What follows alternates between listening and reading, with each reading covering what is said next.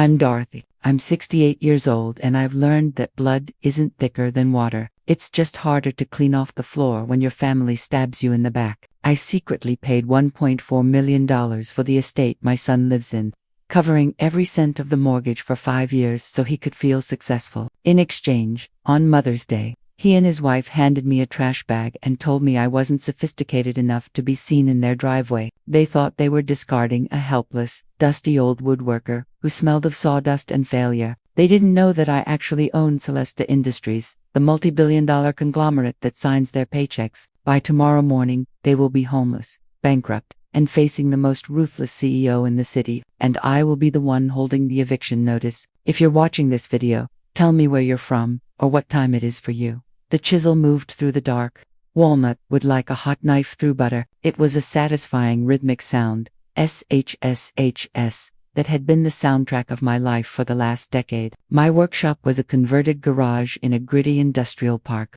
a place that smelled of curing varnish, old coffee, and hard work. It was a sanctuary. Easy on the pressure, Miss Dorothy.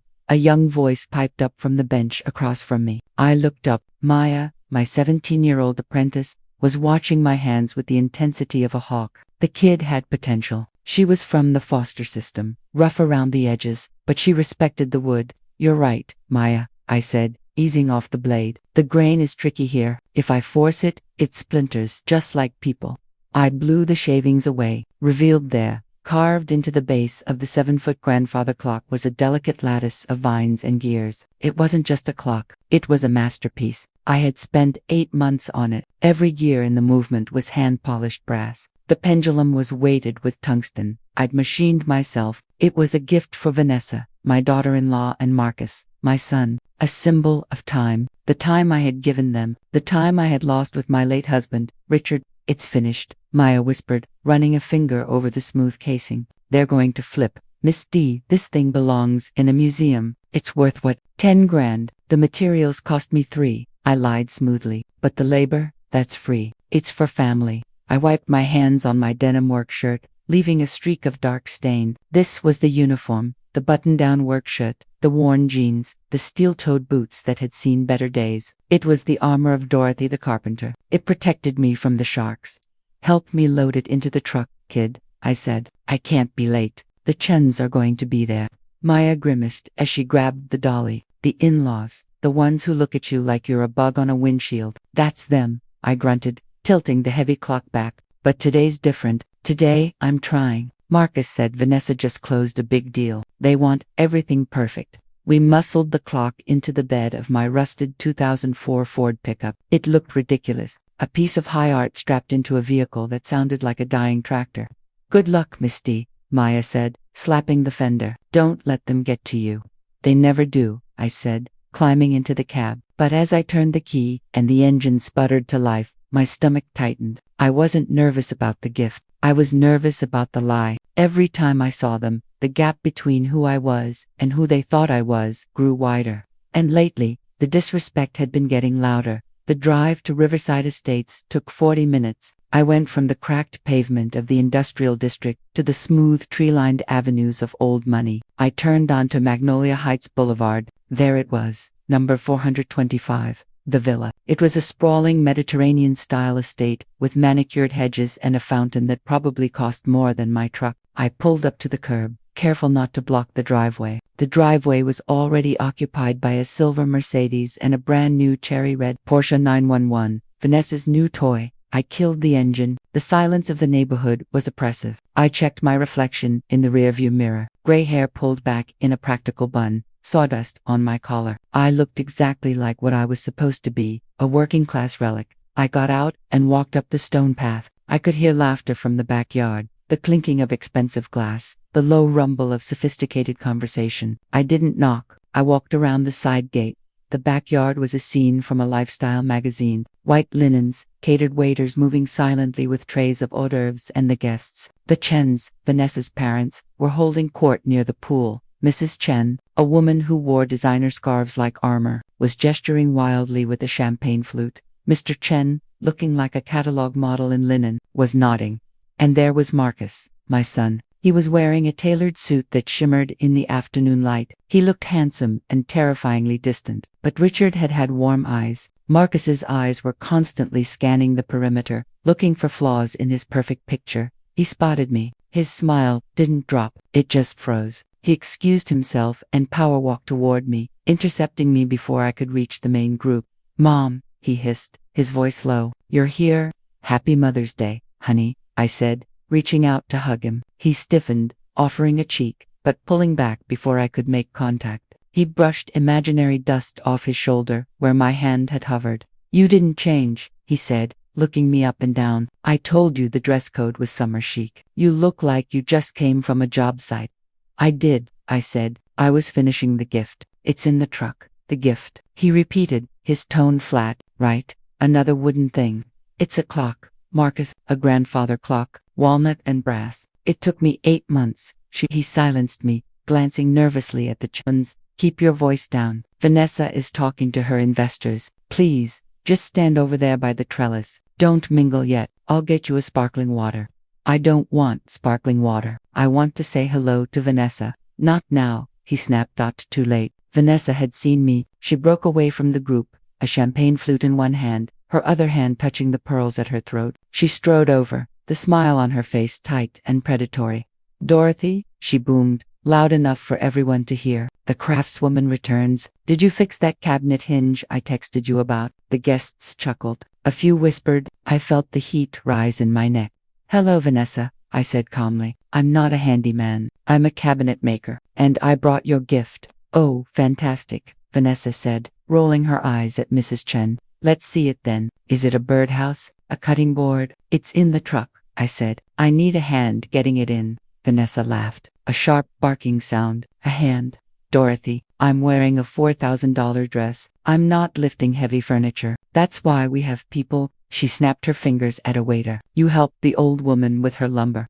We wheeled the clock into the patio area. I pulled the tarp off. The afternoon sun hit the polished walnut and the gleaming brass face. For a second there was silence. The craftsmanship was undeniable. The inlay work caught the light, the vines looking almost alive. "Wow," a woman in the back whispered. I felt a moment of pride. Then Mrs. Chen cleared her throat. "A bit gothic, isn't it?" she said, adjusting her scarf. "Very large, imposing." "It's massive," Mr. Chen agreed, wrinkling his nose. "Where would we even put it, Vanessa? It doesn't match the feng shui of the living room at all. It's so heavy." Vanessa walked up to the clock. She tapped the glass face with her diamond ring. "Click, click." "It's nice, Dorothy," Vanessa said, her voice dripping with condescension. "Really nice hobby you have. But Mother Chen is right. It's a dinosaur. We're moving toward minimalism, clean lines, modern. This is just clutter." "It's not clutter," I said, my voice hardening. "It's an heirloom. I made it for you. And we appreciate the effort." Marcus cut in quickly, sensing the tension. "Really, Mom? But maybe you should keep it in your shop. It fits better there." "You don't want it?" I asked. Vanessa sighed, dramatic and loud. "Look, Dorothy, let's be real. It's firewood, beautiful firewood, but firewood. We can't have this monstrosity taking up space in a house like this. This isn't a log cabin." She turned to the waiter. "Put it back in the truck, Vanessa," I said. "I drove 40 minutes, and you can drive 40 minutes back," Vanessa snapped, the facade dropping. "Look, we have important people here, potential partners for my new fintech venture. I can't have you dragging this rustic junk around and looking like a vagrant. It sends the wrong message." "The wrong message?" I stepped closer. "That you have a mother who works for a living. That I have a mother-in-law who is a burden," Vanessa shouted. The party went dead silent. "We support you, Dorothy. We buy your groceries. We let you come here and drink our wine. But you show up looking like a janitor and bring us garbage we have to dispose of. It's embarrassing." I looked at Marcus. "Is that how you feel? I'm a burden?" Marcus looked at the Chuns, then at Vanessa, and finally at his feet. "Mom, please, you're making a scene. You're upsetting the Chuns. The Chuns didn't pay for this house." "Marcus," I said quietly. "Excuse me," Mrs. Chen bristled. "We contributed significantly to the lifestyle these two enjoy." "You bought them a blender," I said. "Mom, stop," Marcus screamed. "Just go. Get out. You're ruining everything. Go back to your shop and just leave us alone." Vanessa smirked. She stepped forward, invading my personal space. "You heard him. Get off my property, Dorothy, and take your trash clock with you." I looked at Vanessa. I looked at the house, the stucco walls I had paid for, the roof I had insured. I looked at my son, whose eyes were filled with shame, not shame for his actions, but shame of me. Your property, I repeated softly. My property, Vanessa said, poking me in the chest. Now beat it. I didn't yell. I didn't fight. I just nodded. Okay, I said. I'll go. I turned around. I walked back to the truck. The waiter looked apologetic as he helped me hoist the clock back into the bed. Sorry, ma'am, he whispered. Don't be, I said. The show is just starting. I drove calmly. I didn't speed. I kept my hands at 10 and 2 on the worn steering wheel. My heart wasn't racing. It was slowing down, beating with a heavy, cold rhythm. I passed the turnoff from my apartment. I kept going. I passed the exit for the industrial park. I kept going. I merged onto the expressway toward the city center. The skyline of Chicago rose up, a jagged jaw of steel and glass against the purple twilight. In the center stood the Meridian Tower, the headquarters of Celestia Industries, 60 stories of black glass. I took the downtown exit. The truck rattled over the potholes of the financial district. I pulled up to the underground security gate of the Meridian Tower. A new guard was in the booth. He stepped out, waving his hand dismissively. Delivery dock is around back. Ma'am, he shouted over the engine noise. Private entrance. I rolled down the window. I didn't speak. I just held up a black plastic card. It wasn't a swipe card. It was thick, matte black with a single gold chip embedded in the center. The guard squinted at it. His eyes widened. He looked at the card, then at my face, then at the rusted truck. He scrambled back into the booth. The heavy steel barricades began to lower instantly. Sorry, Miss Dorothy. Sorry, ma'am. I drove through. I parked the Ford F-150 in a spot marked with a simple brass plaque. Founder. It was flanked by a Lamborghini and a Bentley. My truck dripped a little oil onto the pristine concrete. I got out. I didn't take the clock. I walked to the elevator bank. I bypassed the lobby elevators and went to the single door at the end of the hall. I pressed my thumb to the scanner.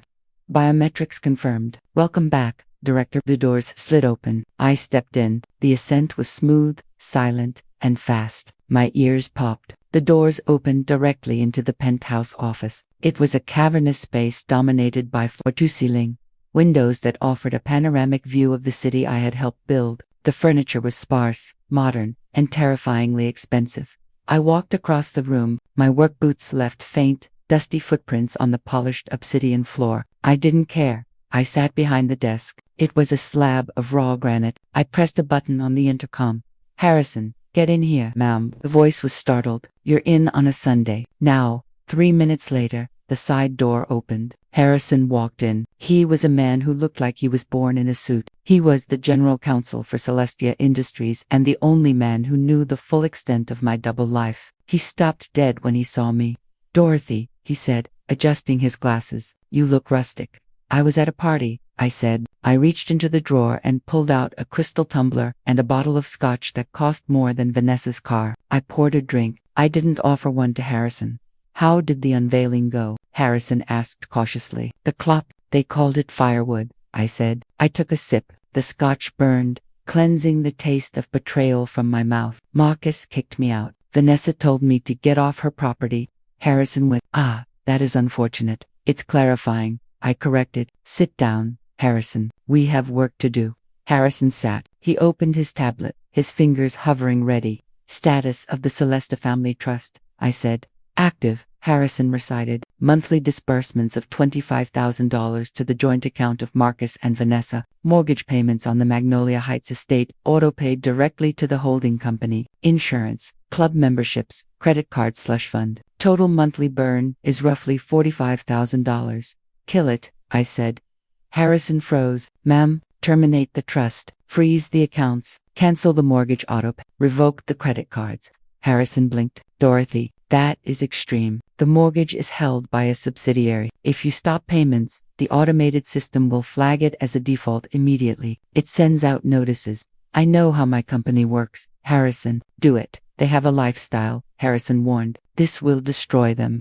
They have a lifestyle I bought, I said, leaning forward, my work shirt rustling against the granite. They think Vanessa is a genius investor. She's not. She's a lich attached to a vein I just severed. Cut it. Harrison tapped the screen. Trust suspended. Accounts frozen. The AMX black cards will decline on the next swipe. Good, I said. Now the house. Who holds the deed? Technically, Magnolia Holdings LLC, which is a shell for sale. But the mortgage note has cosigned as the Chuns, I said, a cold smile touching my lips.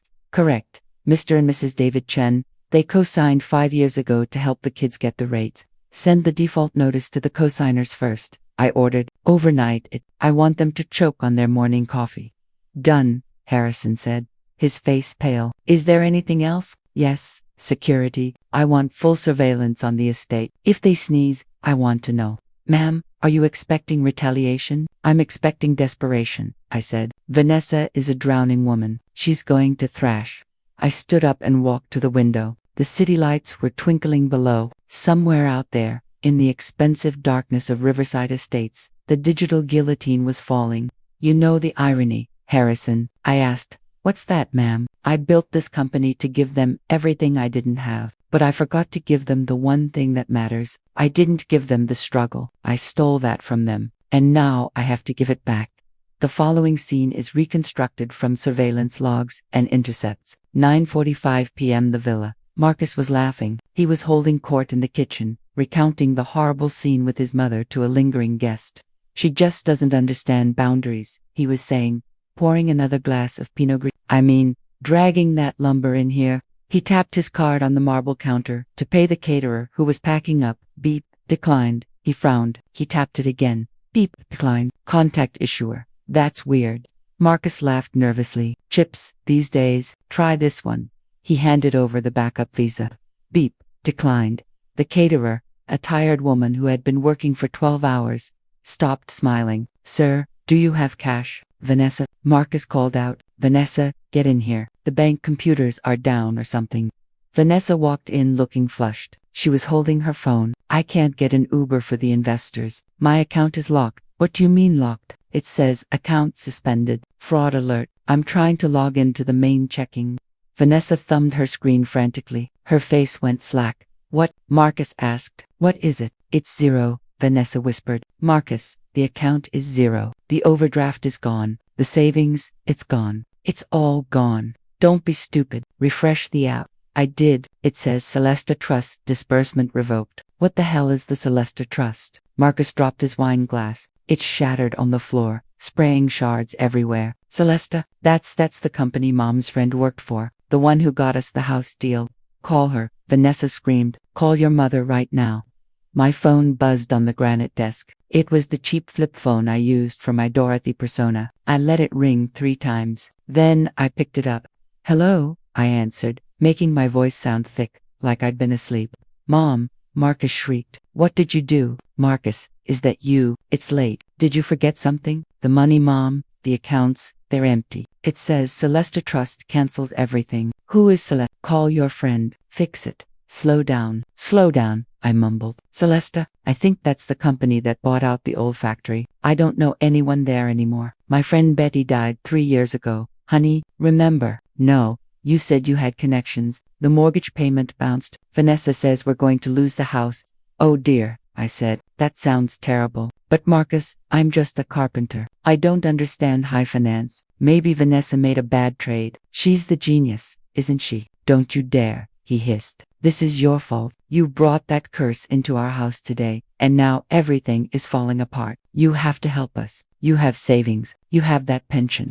I have enough for rent and cat food. Marcus, I can't help you with an estate. Maybe you should sell the Porsche. Sell the Porsche. Vanessa's voice roared in the background. I need that car for image. I can't sell the Porsche. Mom, listen to me, Marcus said, his voice dropping to a scary calm. If you don't fix this, if you don't find a way to get that money back, don't ever bother calling me again. Do you understand? You are dead to us. I thought I was already dead to you, I said softly. You kicked me out, remember? And I was right. He screamed. Click. I set the phone down. I looked at Harrison. Phase 1 complete, I said. Now we wait for the rat to scurry. 2 days later, 2:14 a.m. I wasn't at the workshop. I was watching the feed from the penthouse. The grainy black and white camera showed the back window of my workshop sliding up. A figure tumbled in, landing awkwardly on a pile of sawdust. It was Vanessa. She was wearing a black hoodie, trying to look like a cat burglar, but moving like a clumsy toddler. She's actually doing it, Harrison said, standing over my shoulder. She's robbing you. She's looking for money, I said. She thinks the poor carpenter has a stash of cash hidden in a mattress. On the screen, Vanessa was tearing the place apart. She overturned toolbox. She ripped open drawers. She found nothing but hand tools and sandpaper. She was getting frustrated, kicking at the workbench. Then she stopped. She pulled open the bottom drawer of my filing cabinet, the one I had left unlocked on purpose. She pulled out a black leather-bound ledger. There it is, I whispered. Vanessa opened the book under the glow of her flashlight. The camera was high definition enough to catch her expression. Her eyes went wide. The ledger was filled with dates and numbers. Jan. For $50,000 February 1st, $120,000 March 20th, $75,000. Page after page of massive withdrawals. No payee names, just dates and amounts. Vanessa pulled out her phone and started snapping pictures of the pages. She was shaking with excitement. She shoved the ledger back, climbed out the window, and ran into the night. She took the bait, Harrison said. What does she think it is? Gambling, I said. Or blackmail. She thinks she's found proof that I'm squandering millions. She thinks I have a secret fortune that I'm flushing down the toilet. And what is it really? Harrison asked. The orphanage donations, I said. Every dime of that went to the Hope Memorial Wing and the Inner City Foster Program. Anonymous cash drops, but to a woman like Vanessa, it looks like insanity.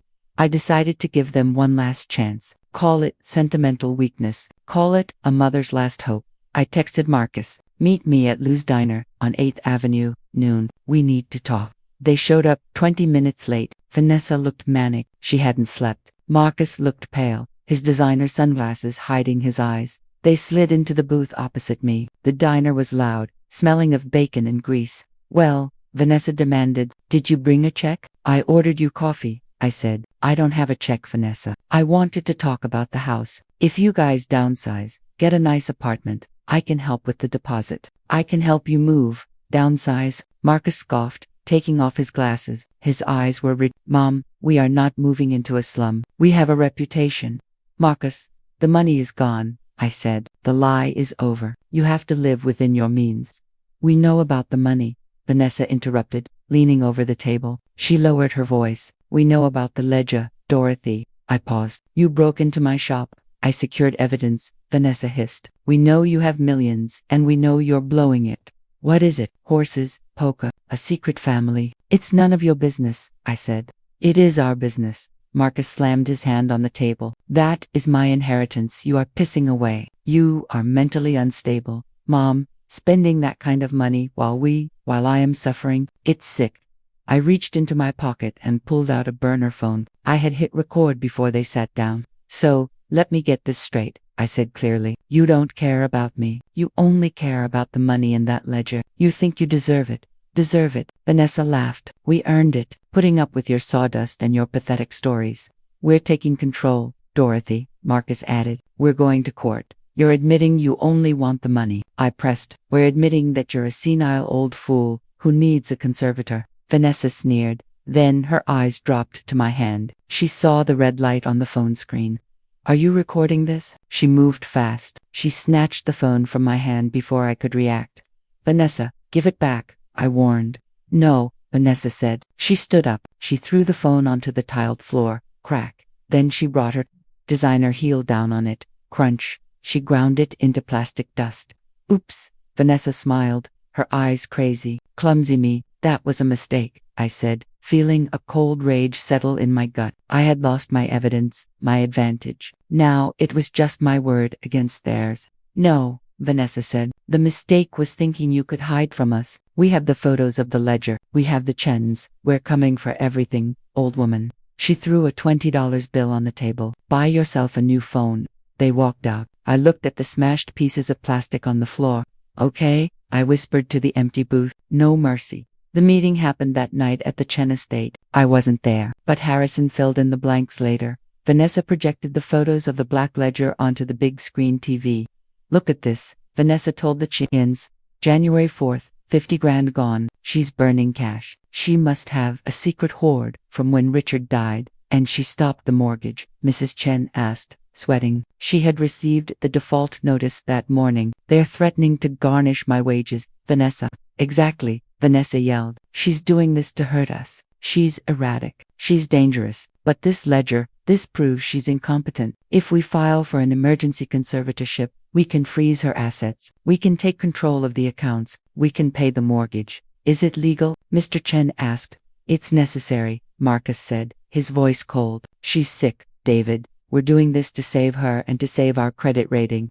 Mr. Chen grunted. Fine, I'll sign the affidavit, but this better work. Vanessa, it's a slam dunk. Vanessa promised. We have the meeting at Celestia Industries tomorrow. I used my contacts. I got us a sit down with the general counsel.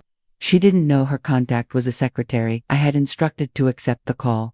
Monday morning, 9 a.m. I was sitting in the boardroom of Celestia Industries, but I wasn't at the head of the table. I was sitting in a chair in the far corner facing the wall, carving a small wooden bird. I was wearing my work shirt. The door opened. Harrison walked in, followed by the committee, Marcus, Vanessa, and the Chens. They looked confident. Vanessa was carrying a briefcase. Marcus was dressed in black like he was attending a funeral.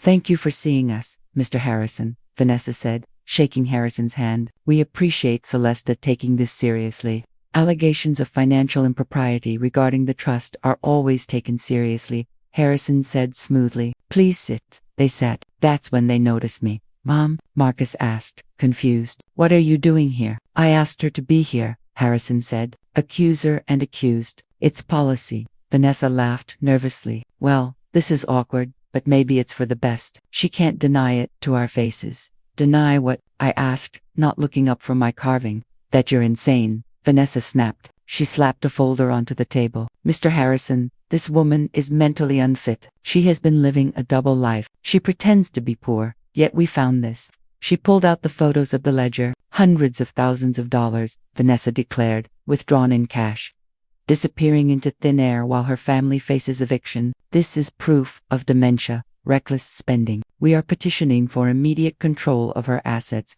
I see, Harrison said, picking up the photos. And you, Mrs. Chen. Mr. Chen, we agree, Mrs. Chen said pompously. The woman is a lunatic. She canceled our mortgage payment out of spite. She needs to be put in a home. And the assets should be managed by family, Marcus added, wiping a fake tear. We just want to protect her. Harrison looked at the photos. Then he looked at me. Dorothy, do you have anything to say? I stopped carving. I stood up. I walked over to the table. I placed the small wooden bird in the center of the polished mahogany. That ledger, I said, pointing to the photos. You think that's gambling? What else could it be? Vanessa sneered. Hookers, drug. It's charity. You fool, I said. I looked at Harrison. Pull it up. Harrison pressed a button. The massive screen on the wall flared to life. It showed scanned receipts corresponding to every date in the ledger. Hope Memorial Hospital, $50,000. City Foster Network, $120. Soup Kitchen Initiative, $75,000. The room went silent. Vanessa's mouth opened, but no sound came out. I donated over $2 million last year, I said, anonymously, because unlike you, Vanessa, I don't need applause to do the right thing. That doesn't matter, Vanessa stammered, her face turning red. You're still erratic. You lied to us. You pretended to be poor. That's psychotic, is it? I asked. Or was it a test? A test you failed every single day for 5 years. We want the conservatorship, Marcus screamed, standing up. We are her family. We have rights. Actually, Harrison interrupted, his voice sharp as a razor. He clicked the remote again. A legal document appeared on the screen. This is the original trust agreement, Harrison said. Specifically, I would like to draw your attention to the Richard Protocol, Clause 17b. What is that? Marcus whispered. It's a bad faith clause, Harrison explained. Your father insisted on it. It states that if any beneficiary attempts to declare the founder mentally incompetent in bad faith or attempts to seize control of the assets through legal manipulation, he paused, they are automatically and irrevocably disinherited. That's not fair, Vanessa yelled. We didn't do it in bad faith. We really thought she was crazy. You can't prove we did it for the money. She was right. She had smashed the phone. I had no recording. I needed her to say it here, now. I looked at Vanessa. I laughed, a low mocking chuckle. You know what the funny part is, Vanessa, I said. I was going to give it all to you. The company, the billions, all of it. Vanessa froze. What? I'm retiring. I lied. I needed a successor. I was testing you to see if you could handle the responsibility. If you had just accepted the clock, if you had just shown me 1 ounce of respect, you would be the CEO of Celestia Industries right now. Vanessa's eyes bulged. The greed was physically painful to watch. You're lying. Am I? I shrugged. But you proved you're too small. You're a petty small woman, Vanessa. You don't want to build. You just want to take. You're not a CEO. You're a thief.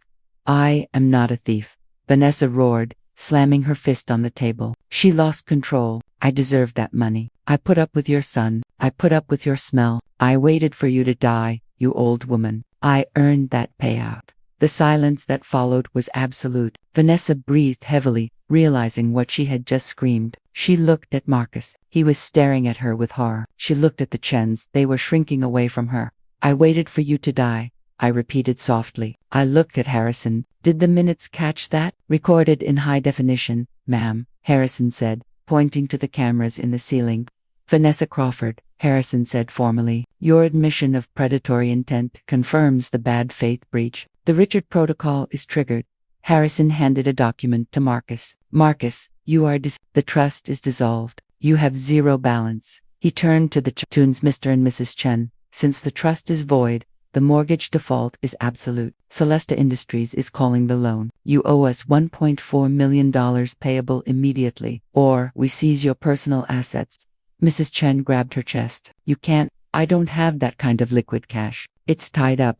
Then, I suggest you start selling things, I said. I hear the market for used Porsches is hot. I walked over to the table and picked up the small wooden bird I had carved. This meeting is adjourned, I said. Security will escort you out. Mom, please, Marcus sobbed, falling to his knees. I didn't know she felt that way. Don't do this to me. I looked down at him. You stood by her, Marcus. You let her smash my phone. You let her call me garbage. You didn't defend me. You joined her. I can change, he cried. People don't change, Marcus, I said, turning my back. They just reveal who they really are.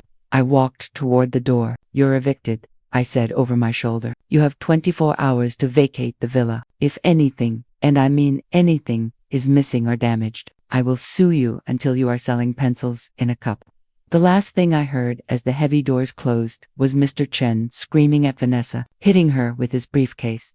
2 weeks later, I stood in front of the new building. It was a massive brick warehouse, fully renovated. The sign above the door read, The Richard Center for Craft and Trade.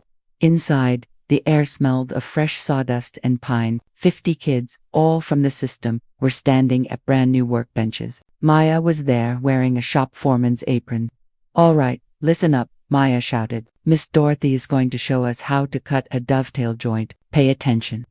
I walked to the front. I didn't wear a suit. I wore my work shirt. I had sold the villa. It went for $2.1 million. Every penny went into this place. Vanessa and Marcus were living in a 1-bedroom apartment across town. Vanessa was working at a car rental desk. Marcus was trying to become an influencer, but nobody wants lifestyle advice from a broke snob. I picked up the chisel. I looked at the kids. They looked hungry. They looked like they needed a chance.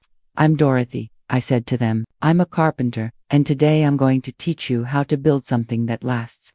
I put the chisel to the wood. It was the best sound in the world. If this story resonated with you, leave a like and consider subscribing. You can also drop any comment below, even just one word. Maybe tell me where you're watching from, or what time it is right now. Sometimes one word is enough to say you were here.